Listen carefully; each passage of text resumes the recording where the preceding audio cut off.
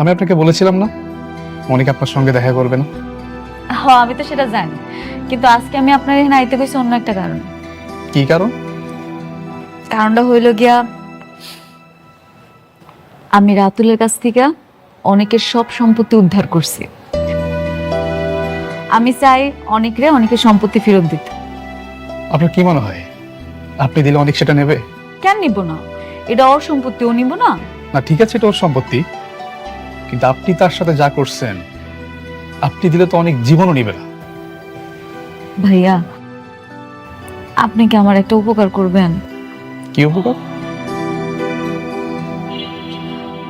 আপনি যেমনি হোক আমার একটু অনেকের সাথে দেখা করে দেন না। ওরে বলার দরকার নেই আমি ওর সাথে দেখা করতে চাই। আপনি যে কোনো একটা কথা বলে ওরে নিয়ে আসেন। ও আসলে যখন জানতে পারবো তখন আমি ওরা সবকিছু বুঝাই কমবো। ঠিক আছে, আমি চেষ্টা করব, কিন্তু লাভ কি? আমার তো মনে হয় না কোনো লাভ হবে। লাভ আছে, আমি ওরে ওর সবকিছু ফিরাই দিতে চাই আর আমাকে সম্পর্কটা ঠিক করতে চাই।